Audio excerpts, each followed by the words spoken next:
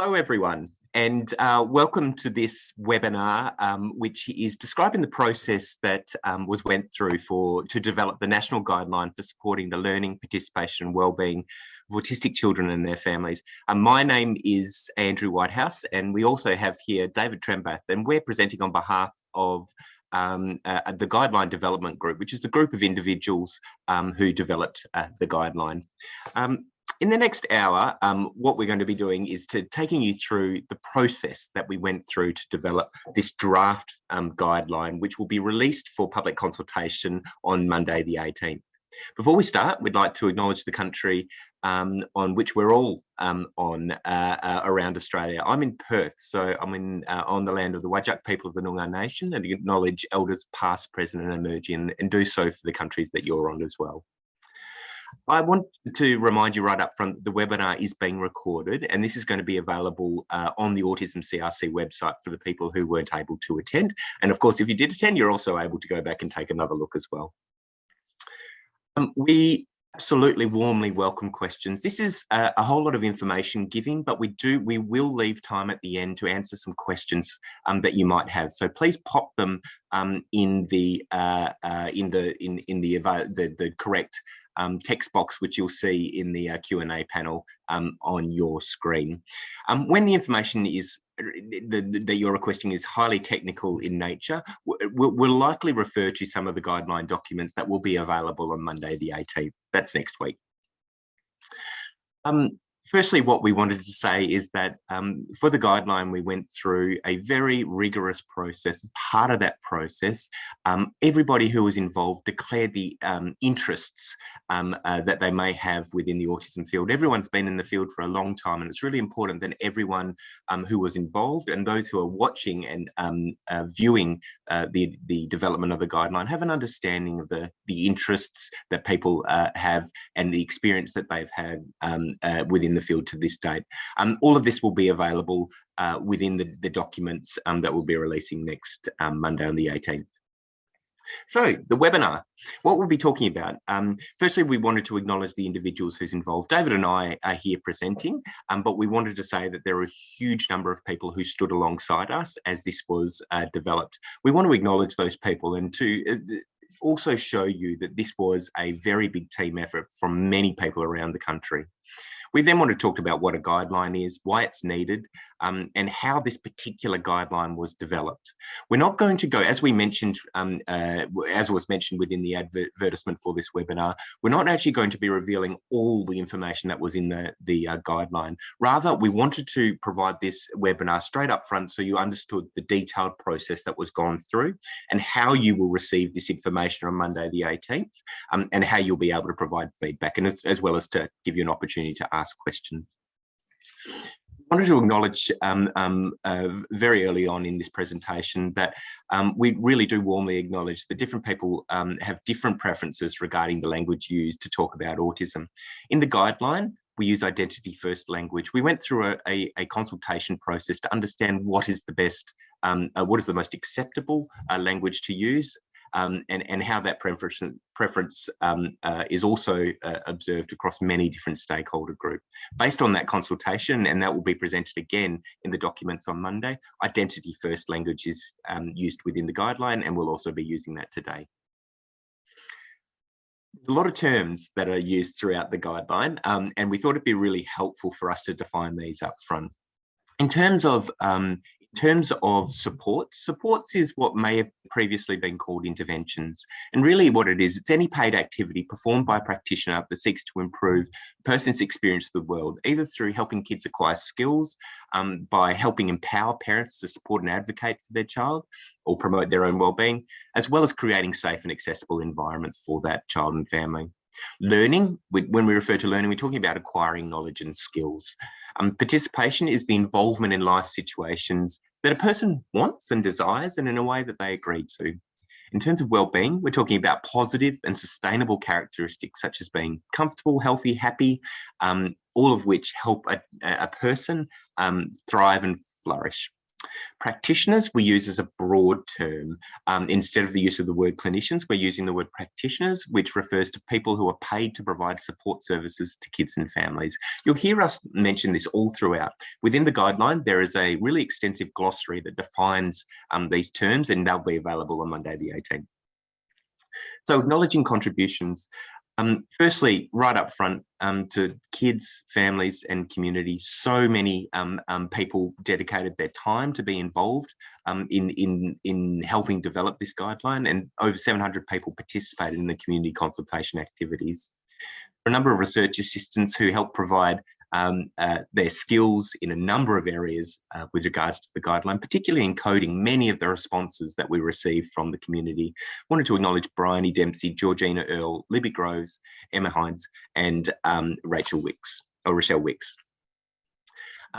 We also we wanted to make sure that we lent on the very best expertise that is out there in the Australian community and New Zealand community with regards to how we go about consultation. And we want to acknowledge all of these individuals here who did provide some really helpful expertise along the way. The guideline took a lot of effort to get to the point of a workable document, but then it's actually taken to another level by the formatting people. So we wanted to acknowledge the Autism CRC who's driving this guideline, but are also who are formatting and structuring it into the most appropriate documentation.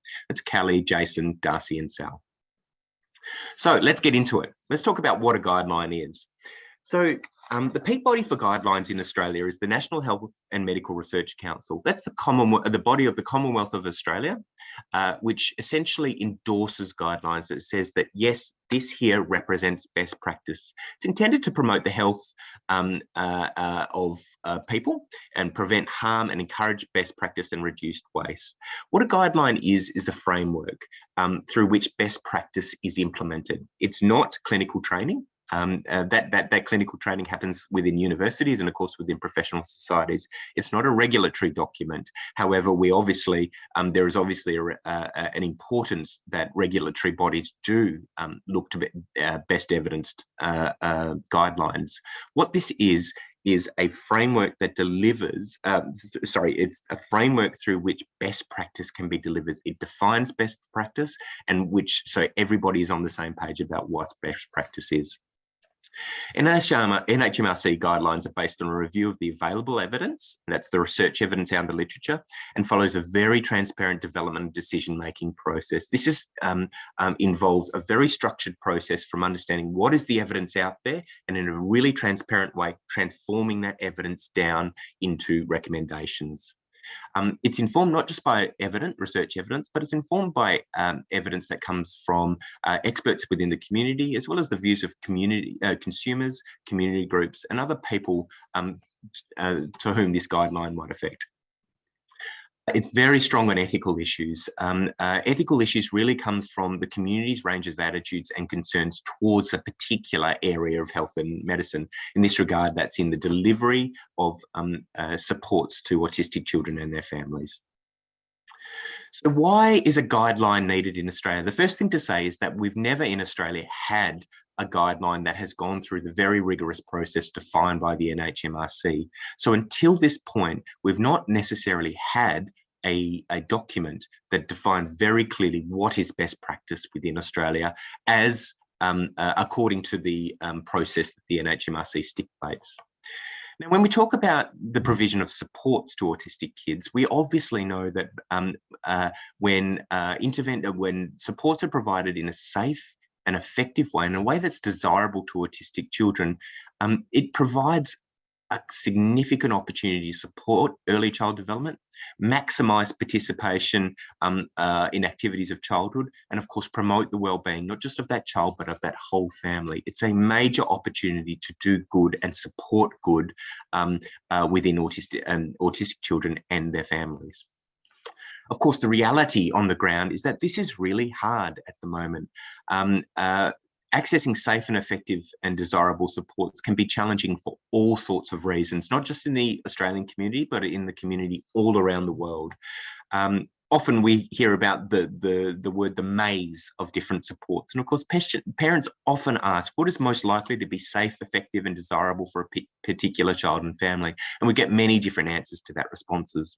Parents also ask, what is the best available research evidence? How can I best make the choice to inform the supports that I choose for my child and my family? And what are the preferences of priorities of children and families within that decision-making framework? And currently, there is a lack of guidance on best practice. And so that leads parents and practitioners to ask, well, where do parents and practitioners and policymakers go for sound advice that is based on rigorous consultation and evidence gathering process? And at the moment, we do not have this single source of truth that has gone through that NHMRC process. So how did this guideline come about? In 2020, the Autism CRC took significant steps towards addressing this particular goal. It produced an evidence report. Now, this is a piece of research. This is not clinical guidance. This is research upon which can provide a foundation for the development of a guideline. That report is able to be downloaded at that web account. And essentially what it did is it went through and went out to the literature and said, based on best evidence, where are the best what is the most effective and safe supports to support learning, participation and wellbeing in kids, autistic kids and their families? Again, that was a piece of research. It was not clinical guidance. The report, three main things. Number one, it summarised what are the different types of supports. That was a really tricky thing. There are many different supports out there and there are over 100 different practices that we identified. And what we did is we actually categorised them into 9 categories based on how they're proposed to support the development of kids and the learning, participation, wellbeing of kids. We also described the different practitioner training pathways in Australia. It's synthesised, so got everything together and came out with an answer of the scientific evidence for the effects of supports, and importantly, took the very first steps towards the development of a practice guideline. Evidence-based practice is not simply going out to the literature and understanding what that says. It's actually using that literature-based research evidence as a foundation upon which we layer the 2 other really important bits of evidence, and that's clinical experience, the wisdom that comes from practicing for so long, and the preferences, the individual contexts in which, and the wisdom that families bring to that particular context. This is essentially the guideline process that we went through to update that synthesis of research, but then to also gather, collate, analyse and put into recommendations the wisdom of clinical experience and the wisdom of the community. A key recommendation of that report was essentially to go forward to develop a guideline, and that's the process that we've gone through over the last several months. The guideline development commenced in October 2021, and it's been a really busy time since that time to develop, go through all of the processes that are really required to go forward and develop a guideline. David's now going to take over and talk to you about the processes that we did go through to develop that guideline, and then I'll come back on at the end to tell you about the next steps. So over to you, David. Thank you very much, Andrew, and welcome all. So I'm joining from the land of the Kumba people, speakers of the Yugambeh language, and I pay my respects to elders past and present and extend that deep respect to all Aboriginal and Torres Strait Islander peoples. In terms of the foundations for the development of this guideline, so it's commissioned by the Autism CRC, and so funding comes from the Autism CRC. It's been co-developed with autistic people, parents, members of the clinical community, researchers, and the broader autistic and autism communities. And as Andrew mentioned, we're designing it in such a way that it will meet NHMRC standards. In terms of what NHMRC requires, this is an overview of the standards that we have to meet in terms of developing the guideline. And you can see there, if you quickly scan through, it includes being relevant, transparent, it has to be overseen by a guideline development group, be focused on health and related outcomes, identify and manage conflicts of interest, be evidence informed. We have to make actionable recommendations, and it needs to be up to date and accessible. So the NHMRC process provides us with the overall framework, but when it comes to moving from a question to evidence to a recommendation, we use the grade approach. And as quoted here from BMJ, it's a transparent framework for developing and presenting summaries of evidence and provides a systematic approach for making clinical practice recommendations.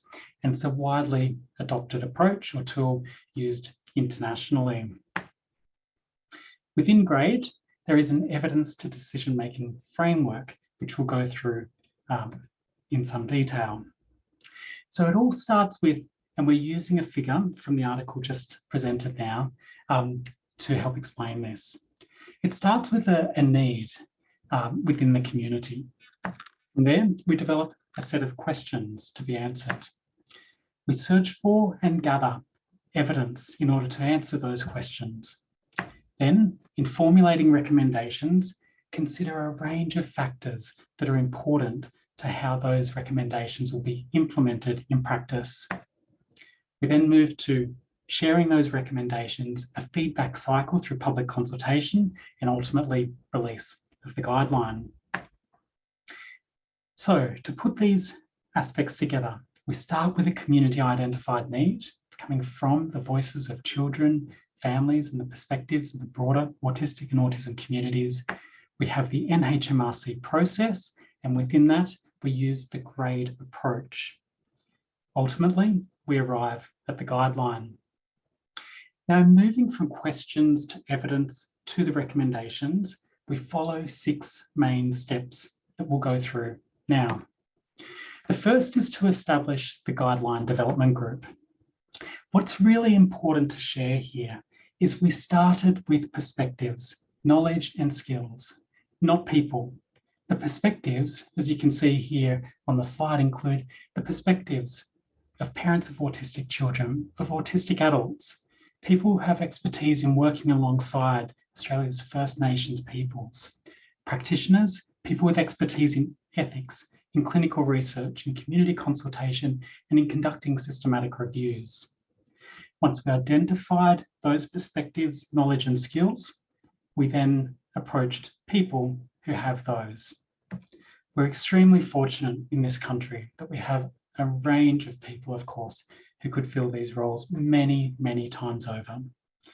The people who ultimately form the guideline development group include Gary Allen, has expertise in ethics, Catherine Anea, lived expertise, Professor Valsa Epen, expertise in clinical expertise, Jessica Feary, clinical expertise, Emma Goodall, lived expertise, Teresa Pilbeam, expertise in working alongside Aboriginal and Torres Strait Islander peoples and communities, Felicity Rose, lived expertise, Sarah Pillar, clinical research expertise, Nancy Sadka, lived expertise, Natalie Silov, clinical expertise, Riley Sulek, clinical research expertise, myself, clinical research experience, Candice Farson, clinical research expertise, Hannah Waddington, clinical research expertise, and Andrew Whitehouse, clinical research expertise, and also guideline development.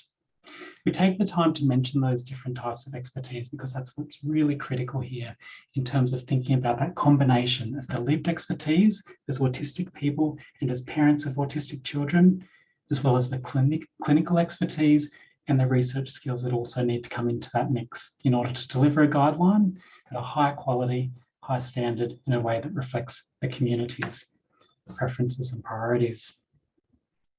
So to briefly summarise, we started with perspectives, then people, and then there are set terms of reference that guided the work. All of this is published in the administration and technical report that will accompany the guideline. The reference group was also formed to support the work of the guideline. The same approach was taken.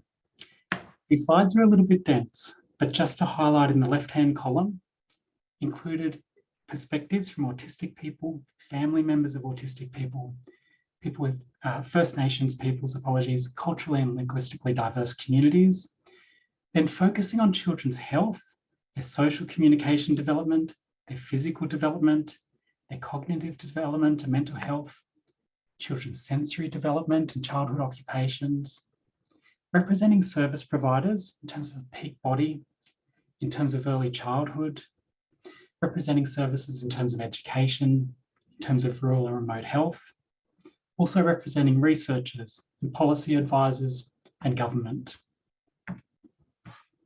The reference group role, what we've done here is just identified some key activities. So they didn't have input into the guideline questions. That's the remit of the guideline development group, nor the research reviews. Again, that's a research activity within the guideline development group.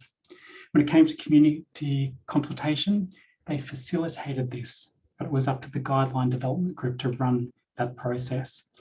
In terms of formulating recommendations, not involved. In terms of feedback on the draft guideline, as part of the public consultation process. In terms of refining the guideline, no. In terms of dissemination and implementation, the reference group will make independent decisions regarding sharing, endorsing, and/or implementing the guideline.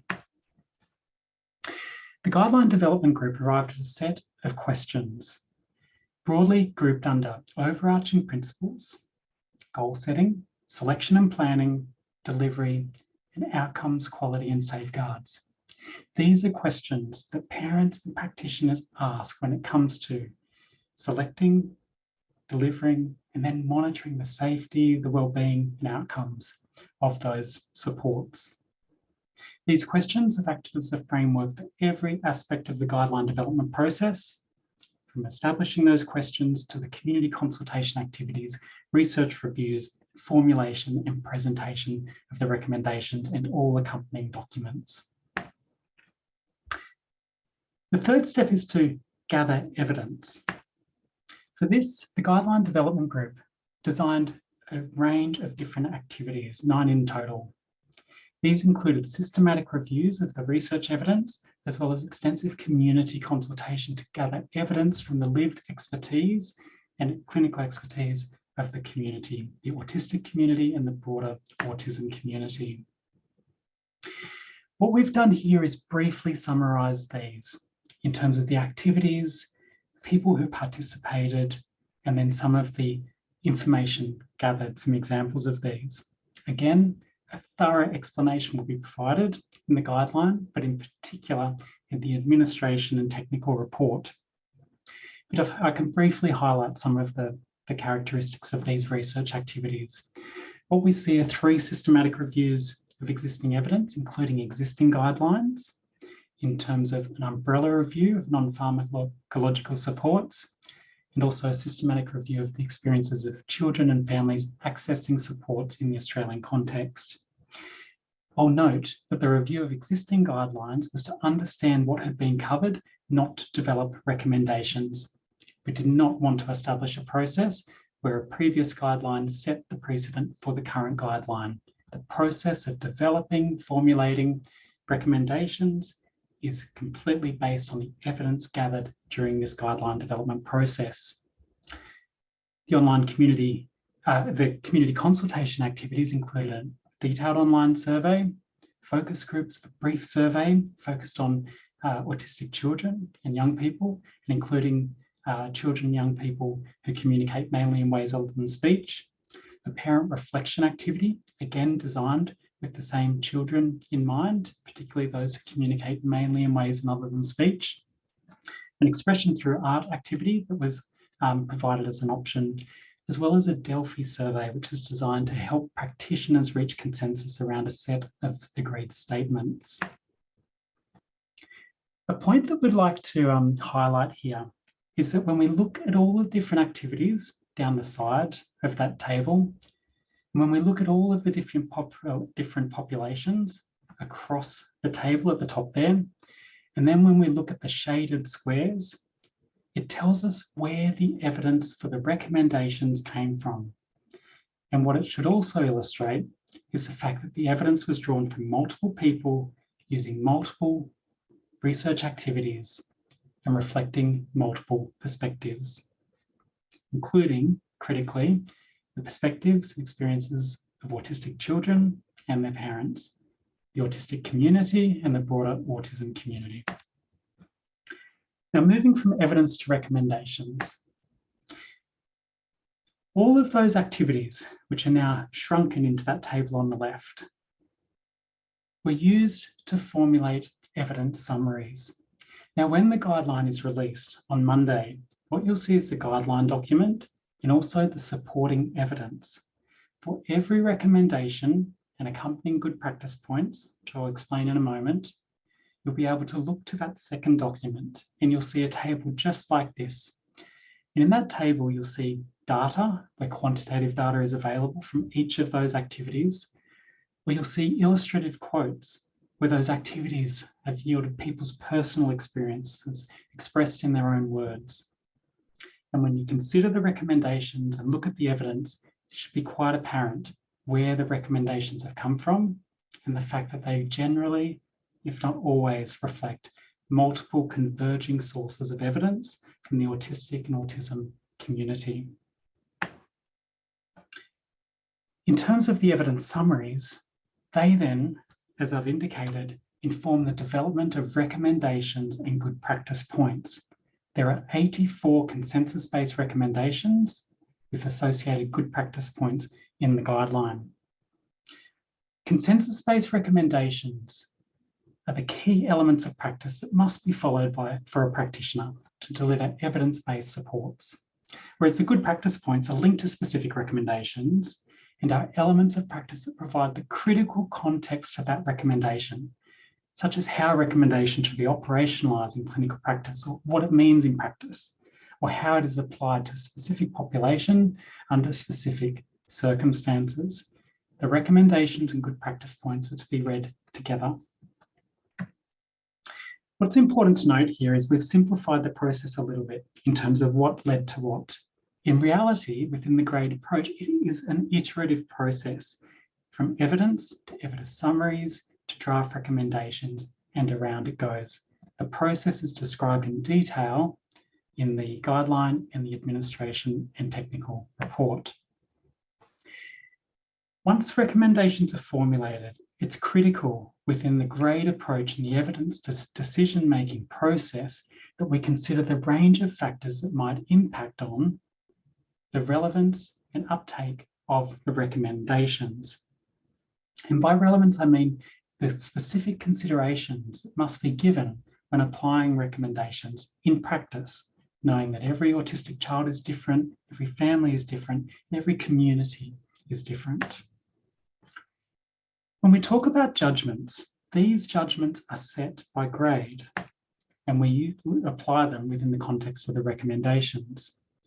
So the GRADE process requires the guideline development group to consider the certainty of evidence, the benefits and harms related to the recommendations, the values and preferences, so to what extent the recommendation reflects these of autistic children, their families, the resources that might be required, so the implications, the potential impact on equity in terms of access to health equity, the acceptability of the recommendations, as well as the feasibility of implementing them. The Guideline Development Group used a framework in which we identified questions related to each of these criteria. We then, in considering the research, in considering the collection of evidence across all activities, including systematic reviews and community consultations, we looked at the evidence, and by that I mean the broad collection of evidence. All of that is research evidence from the community, as well as those systematic reviews, as well as other considerations. Again, using the terminology of GRADE here, which means taking into consideration the broader context, such as international conventions and guidelines and so forth, relating to children's health and well-being in relation to supporting persons with disability.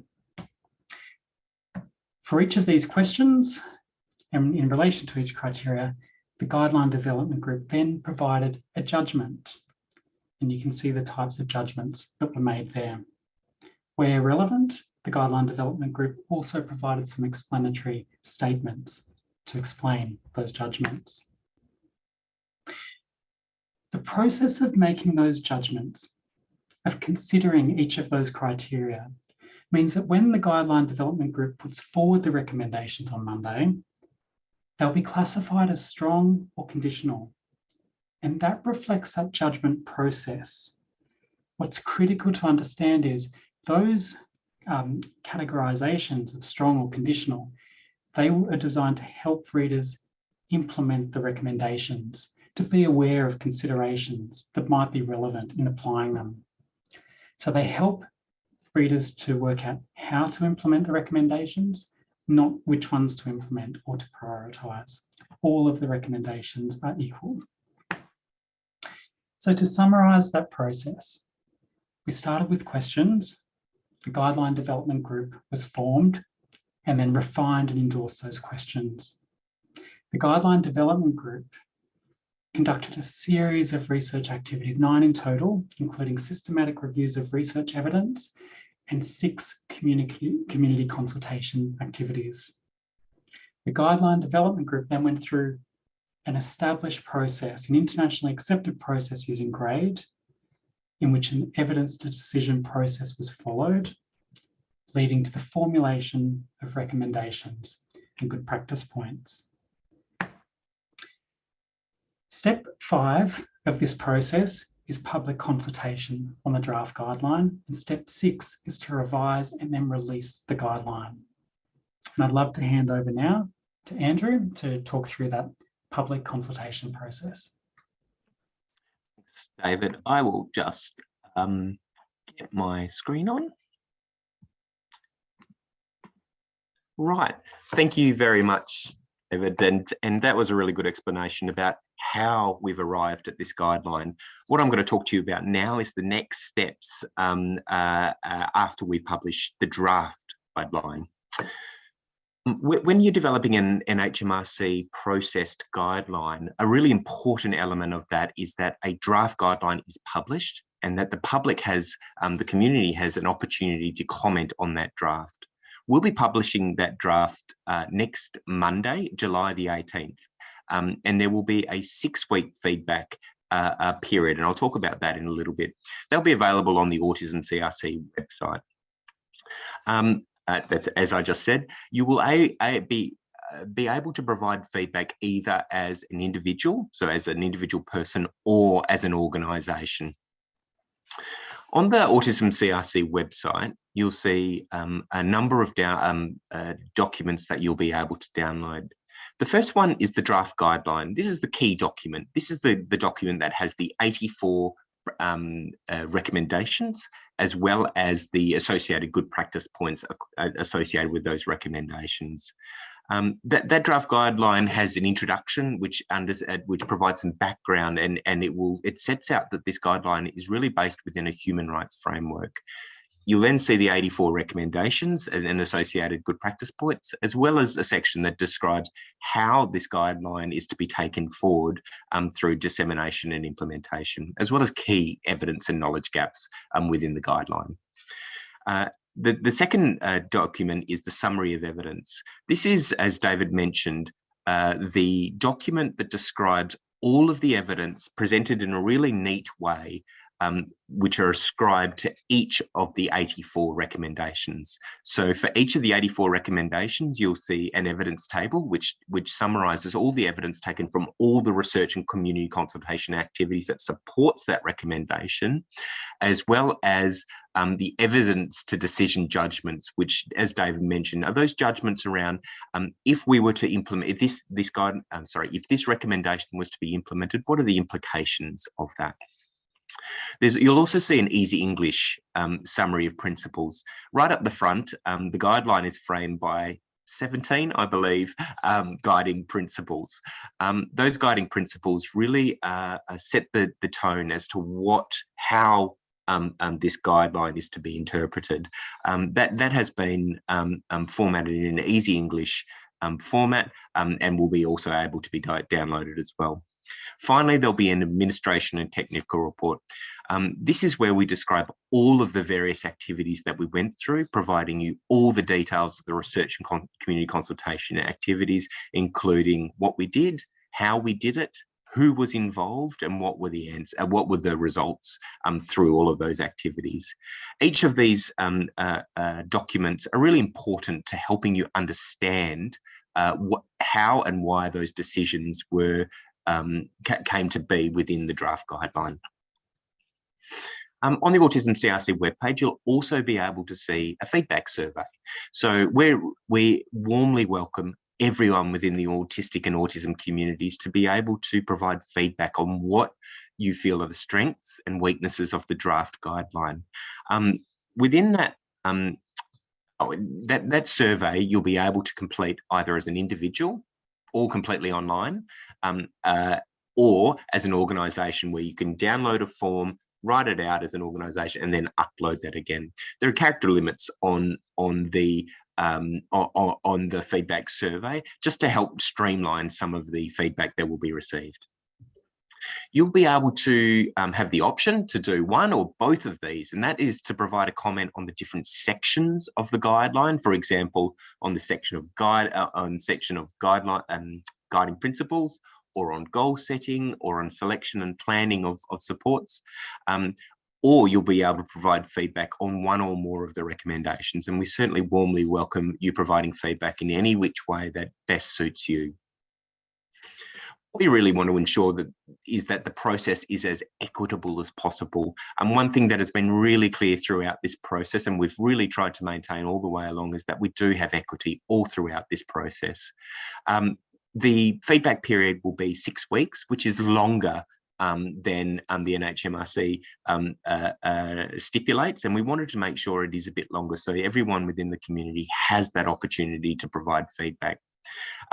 So that was 18th of July through to the 29th of August. There are accessibility functions that we have enabled within the software that you'll be completing that. So we hope that it will meet the needs of as many people as possible. We've put word limits for each section. That's an equity decision, in the sense that we want everyone to have the equal opportunity to have their voices heard throughout this process. And we felt that character limits is a really important way for that, to ensure that's the case, to have everyone heard to an equal extent. One thing that's really clear is that we won't be undertaking looks at any links or references within the feedback that is received. So please do make sure that everything that you want to say is included within those character limits. And again, that is an equity issue that we're very keen to adhere to. The process is going to be comprehensive and transparent. Every comment that is provided will be read by more than one member of the guideline development group. Your feedback is really important to us, and we will put time and effort to understand the feedback that is provided and how this can improve the draft guideline.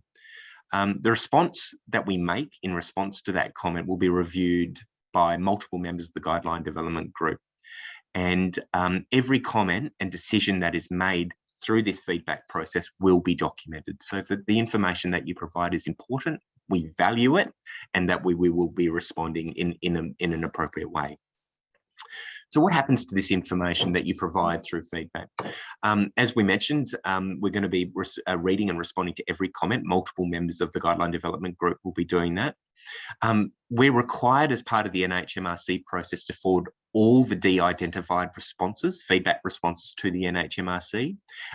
That's required so that the chief health officers of each state of Australia, as well as the Commonwealth of Australia, do understand why changes might have been made. And so it's really important that we do provide all of the responses in a de-identified way. All feedback from organisations will also be published along with the guideline.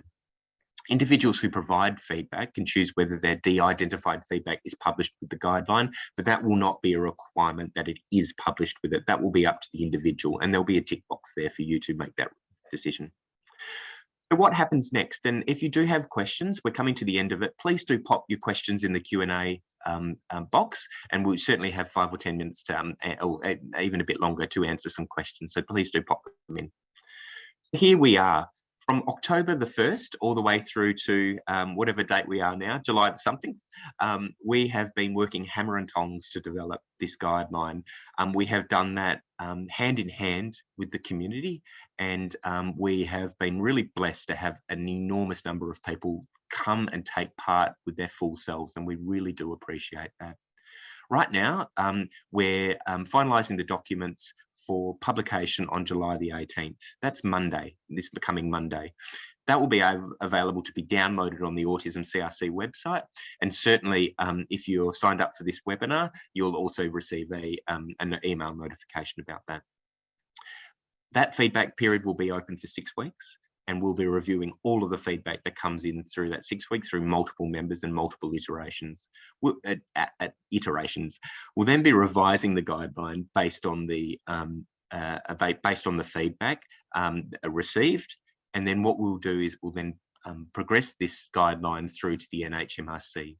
The NHMRC then goes through a very structured and rigorous process where they have 2 methodological reviewers who, these are people who are experts in guideline development, and they review the process that we went through to see if it does adhere to best standards. The document then goes on to 5 or more content reviewers. These are people with expertise in the provision of early supports, particularly as it relates to the development of guidelines. And these will be people from all over the world. Those reviews, along with the guideline, then goes to the NHMRC Council, which is full of the Chief Health Officers of each state and territory of Australia, as well as the Commonwealth of Australia, for discussion and hopefully endorsement.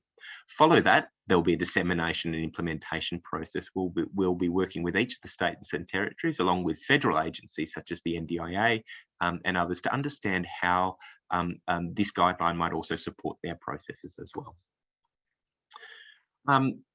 We really want to reiterate again that David and I are here talking today just because we can't have more than 700 people here talking, but the guideline is the voices of literally hundreds of Australians who've contributed to this process, who've brought them their full self to this process and really contributed in a meaningful way.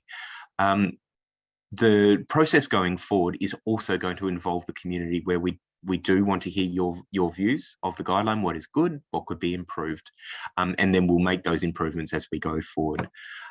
We hope that this seminar or this webinar has provided you with a good understanding of what a guideline is, why we need it in Australia, why we need one, and this will be the first Australian guideline, as well as the process that we went through, so it can help frame your understanding of what you see that's coming out on Monday. So I believe on that note, what I'd really like to do now is to open us up to questions. And I believe we have a couple of minutes for questions as well. So please do pop any questions that you might have in the question and answer panel, and then we can answer those questions as well.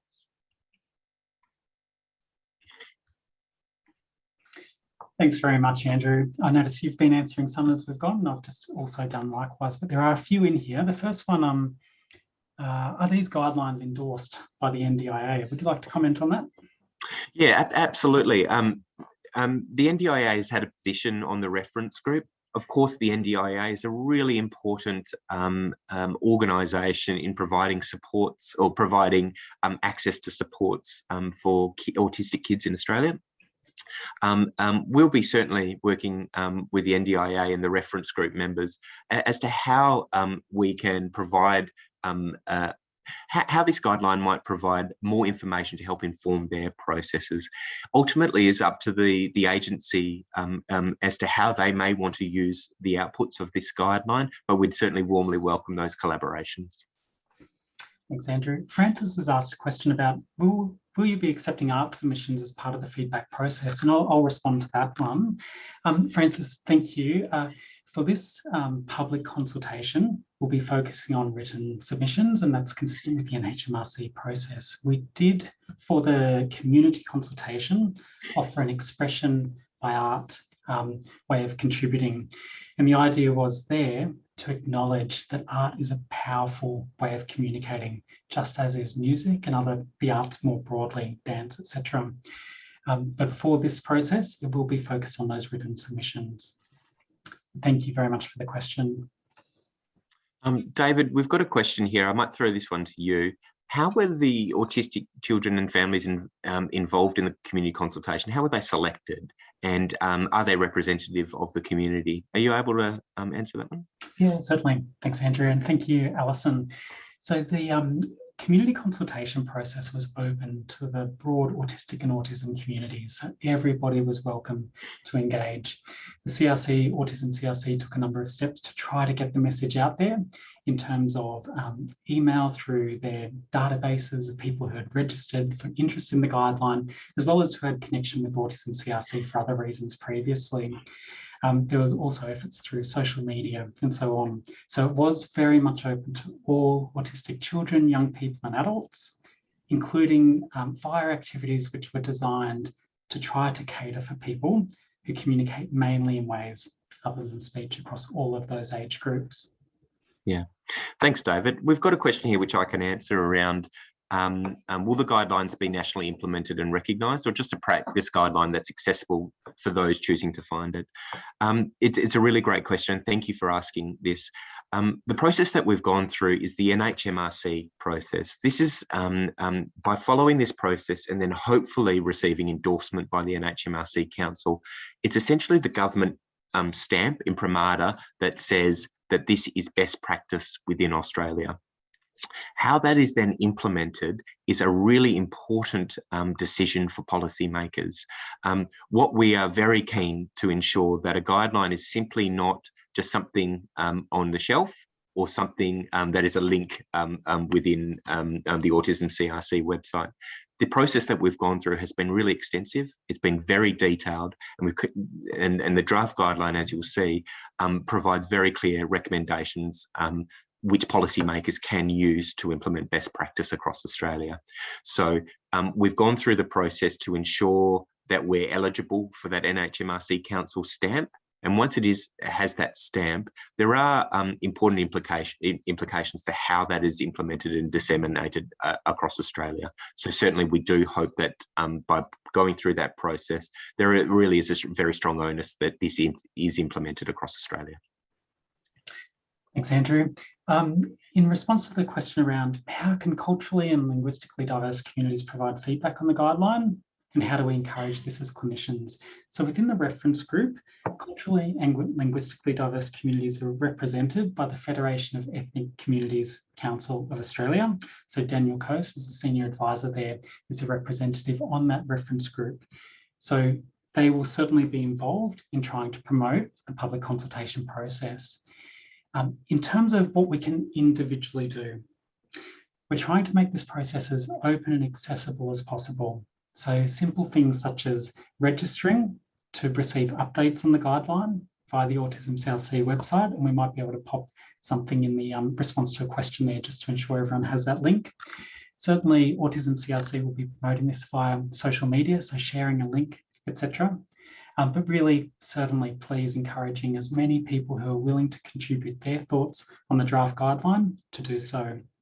It's really critical in encouraging people to do so, to make it clear that they're welcome to provide broad feedback or very specific feedback or anything in between, so it's really a tailored process for each person. Yeah, thanks, David. Really interesting and good question. I'm glad it was asked around how this guideline jibes with previous reports that have been commissioned by the government, particularly by Margot Pryor and Jackie Roberts, and then by Jackie Roberts and Katrina Williams. And these are really great questions. Thank you for asking that question. The answer is that this process, or this document that you'll be seeing on Monday the 18th, is the draft of a guideline, which actually comes out with very clear practice recommendations.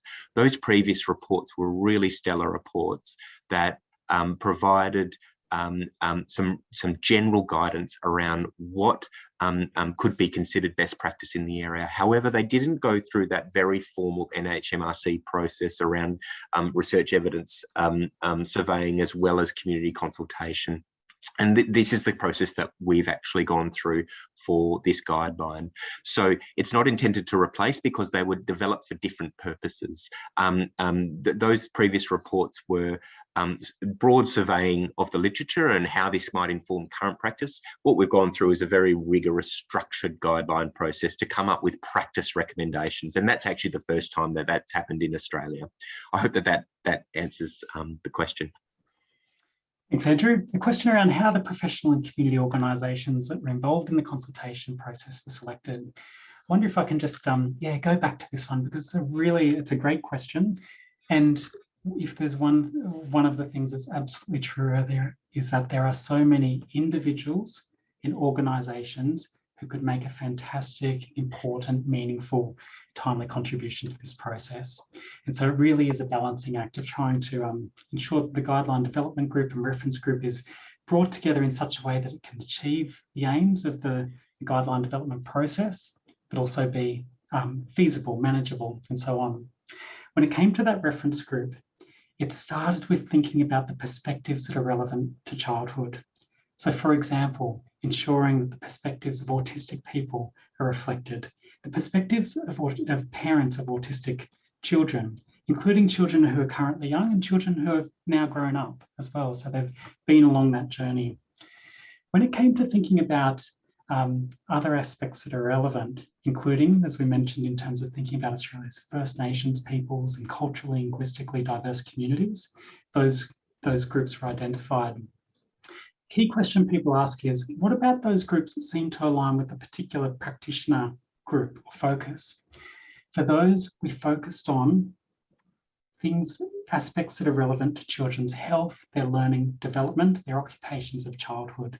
So that's where we see things like their physical health, their social communication, their cognitive development and mental health, their occupations of childhood, and so on. From there, it was a matter of looking to organisations, not the only organisations, but certainly organisations that bring relevant expertise and a history of supporting children and their families in relation to those aspects of development. Thanks, David. Question from Bob. Hi, Bob. Autism spectrum disorder is very varied. How does the guideline development process ensure that the spectrum of needs is incorporated in a guideline? How are diverse needs reflected in the recommendations? It's a really good question, and it really opens up a discussion around a particularly key point here. What you'll see in the guideline on Monday is it's less about the what and more about the how. As we recognise, autistic people are incredibly varied as humanity, and that clear and fast recommendations that this type of support works for this type of promoting this type of outcome clearly is not how evidence has been found to actually best promote for all individuals on the autism spectrum. And so what you'll see in this guideline is it actually provides a number of decision-making frameworks. The how can individual practitioners use their clinical skill that they've been trained, their clinical training, to make clinical decisions that can help select the best supports. And yes, an important part of that is research evidence. Other parts of that is also about an understanding of their own clinical wisdom, as well as the wisdom that those families bring to that context.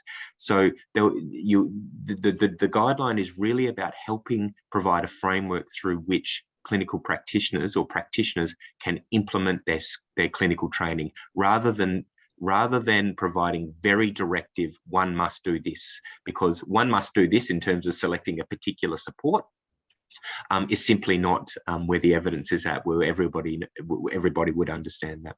So it's really around what is the decision-making framework that a practitioner can do to best support the needs of a child or family, however they come to that particular interaction. Thanks, Andrew. There's a comment saying, good to see this old mindset is finally being challenged.